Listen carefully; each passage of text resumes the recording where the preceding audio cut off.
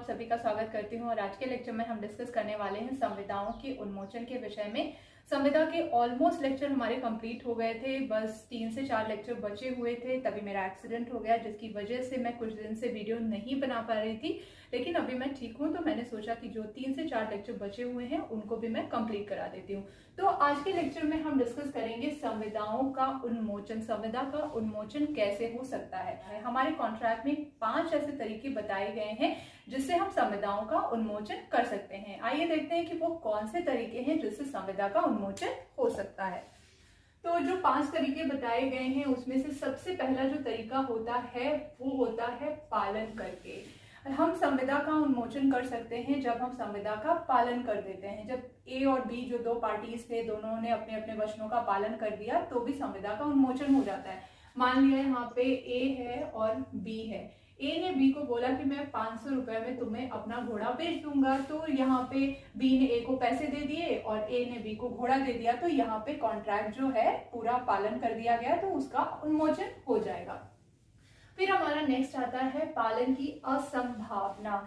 संविदा का उन्मोचन उस कंडीशन में भी हो सकता है जहां पे संविदा ऐसी किसी परिस्थिति में पहुंच जाती है या परिस्थितियां ऐसी उत्पन्न हो जाती कि संविदा का पालन करना एकदम असंभव हो जाता है, वहां पे भी संविदाओं का उन्मोचन हो जाता है। लेकिन पहले ऐसा नहीं माना जाता था कि कैसी भी कंडीशन है, कुछ भी हो, आपको संविदा का पालन करना होगा और अगर आप संविदा का पालन नहीं कर सकते तो आपको कंपनसेट करना होगा। लेकिन 1863 में एक केस आया टेलर वर्सेस कॉल्डवेल, जिसमें जस्टिस ब्लैकबर्न ने ये बताया कि जब कंडीशंस ऐसी आ जाती हैं, परिस्थितियां ऐसी बन जाती हैं कि संविदा का पालन किसी भी हालात में नहीं किया जा सकता है, तब संविदा का उन्मोचन अपने आप हो जाता है। इस केस में हुआ ये था कि प्रतिवादी ने वादी से 1000 पाउंड पे 4 दिन के लिए एक संगीत हॉल लिया था जिसमें उसको प्रोग्राम करना था। लेकिन हुआ ये कि फर्स्ट डे में ही आग लग गई और आग लग के वो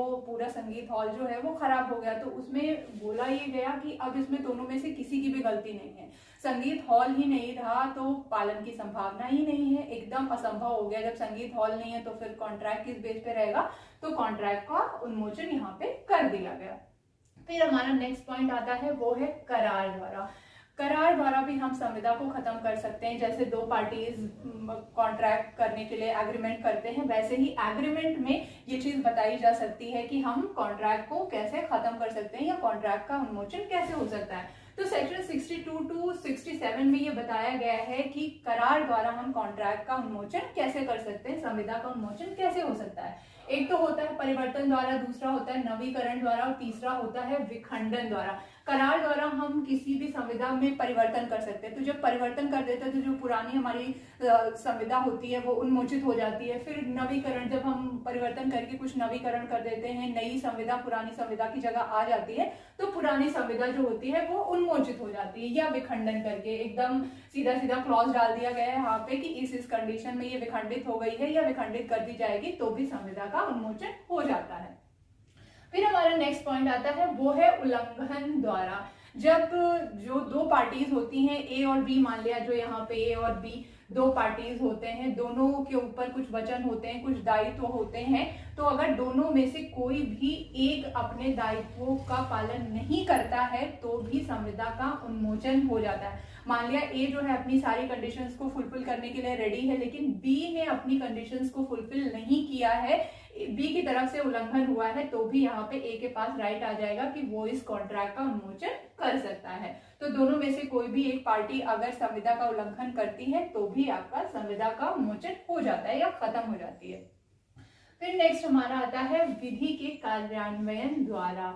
विधि के कार्यान्वयन द्वारा भी हमारी संविदाओं का उन्मोचन होता है। ये सबसे लास्ट प्रकार है, जो 5वां प्रकार है वो बताया गया है कॉन्ट्रैक्ट में। तो इसमें भी कुछ पॉइंट्स दिए गए हैं कि वो कौन से पॉइंट्स है जिसके अंतर्गत या जिस तरीके से विधि के कार्यान्वयन में संविदाओं का उन्मोचन होगा। विलय द्वारा, जब निम्न प्रतिभूति उच्च प्रतिभूति में विलय कर देता है या उसका विलय हो जाता है, तब भी यहाँ पे निम्न प्रतिभूति के जितने भी कॉन्ट्रैक्ट होते हैं वो सब खत्म हो जाते हैं। जब निम्न प्रतिभूति उच्च प्रतिभूति में मिलेगा तो उसके सारे अधिकार और दायित्व खत्म हो जाएंगे और संविदा का उन्मोचन हो जाएगा। सारे अधिकार उच्च प्रतिभूति के पास चले जाते हैं। आता है न्यायालय के निर्णय द्वारा उन्मोचन। कभी कभी न्यायालय के निर्णय द्वारा भी संविदाओं का उन्मोचन होता है। कोर्ट इंटरफेयर करता है, देन डिसाइड करता है कि क्या होना चाहिए, तो किसी के अधिकारों को खत्म भी कर सकता है, तो संविदा का उन्मोचन उससे हो जाता है। फिर हमारा नेक्स्ट आता है लिखित विलेख को परिवर्तित या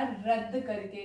किसी लिखित विलेख को परिवर्तित कर देते हैं या रद्द कर देते हैं। जब परिवर्तित कर दिया गया तो पुराना वाला अपने आप खत्म हो जाता है, या रद्द कर दिया जाता है तो भी संविदाओं का उन्मोचन हो जाता है। और नेक्स्ट है हमारा जो लास्ट है वो है दिवालिया घोषित करने पर।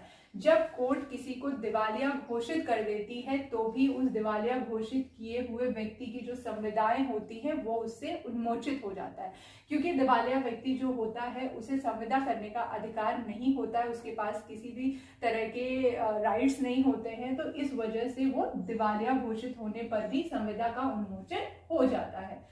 तो आज के लेक्चर में बस इतना ही। मिलते हैं नेक्स्ट लेक्चर में, तब तक के लिए नमस्कार।